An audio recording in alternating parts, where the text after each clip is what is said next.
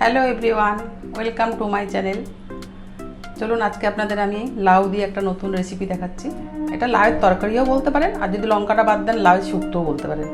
তো এর মধ্যে আমি দেবো, দেখুন কিছুটা লাউ আমি কুচো কুচো করে নিয়েছি, মানে কুচিয়ে নিয়েছি পুরো, আর কিছুটা নারকেল কুড়া নিয়েছি, কাঁচা লঙ্কা, একটু সর্ষে নিয়েছি, মিষ্টি আর নুন, এই দিয়ে হবে এই লাউয়ের প্রিপারেশনটা। কড়াই আমি তেলটা দিয়ে দিলাম, দেওয়ার পর আমি কাঁচা লঙ্কাটা দিলাম। এটা কোনো ফোড়ন চলবে না, কারণ কি এটা সর্ষে দিচ্ছি তো, ওই জন্য ফোড়নটা চলবে না। এটা দেওয়ার পর দেখুন লঙ্কাটা দিয়ে একটু নাড়াচাড়া করব। নাড়াচাড়ার পর এবার আমি নারকেলটা দিয়ে দেবো। নারকেলটা দিয়েও আপনি একবার নাড়াচাড়া করবেন, বেশি ভাজলে নারকেলের টেস্ট চলে যায়। দেখুন নারকেলটাকে ভেজে নিলাম, 2 মিনিট ভাজবো। একটু জোরে আঁচটা দিলাম।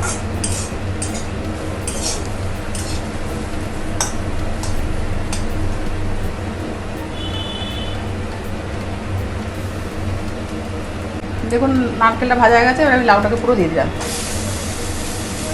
পুরো লাউটাকে আমি দিয়ে দিলাম। এবার লাউটাকে আমি একটু নুন,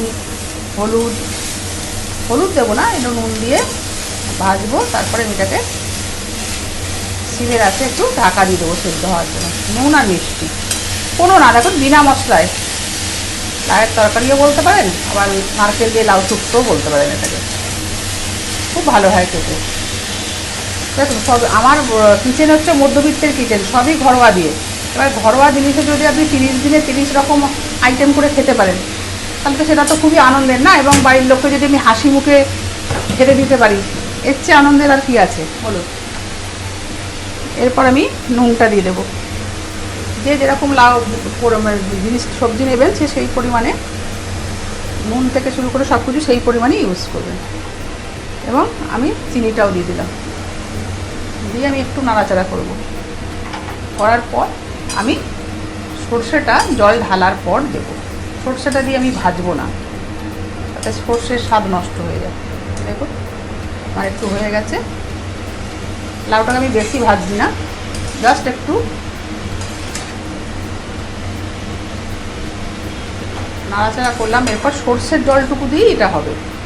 সামান্য আমি সর্ষেটাকে ভিজিয়ে জল দিয়ে সামান্য জল দিয়ে দেবো।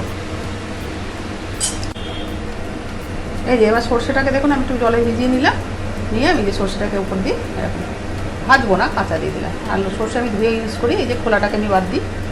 ব্যাস, এবার আপনি ঢাকা দিয়ে দিন সম্পূর্ণভাবে তৈরি হওয়ার জন্য। আমার দেখুন লাউয়ের মধ্যে আমি সর্ষে দিয়ে দিয়েছি। এখন আমি এটাকে 10 মিনিটের জন্য ঢাকা দিয়ে দেবো। 10 মিনিট পর এটা সম্পূর্ণভাবে তৈরি হয়ে যাবে।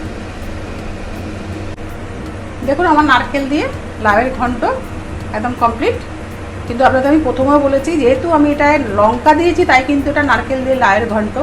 আপনারা যদি মনে করেন শুক্তো হিসাবে খাবেন তাহলে কিন্তু লঙ্কাটা বাদ দিয়ে দেবেন, তাহলে কিন্তু এটা লাউয়ের নারকেল দিয়ে শুক্তো হয়ে যাবে। কেমন? দেখুন আমার লাউয়ের ঘন্ট রেডি, আমি অলরেডি সার্ভও করে দিয়েছি। তো আশা করি আপনাদেরও ভালো লাগবে। তো যদি ভালো লেগে থাকে তাহলে অবশ্যই আমাকে লাইক, শেয়ার আর সাবস্ক্রাইব করে দেবেন। Thank you.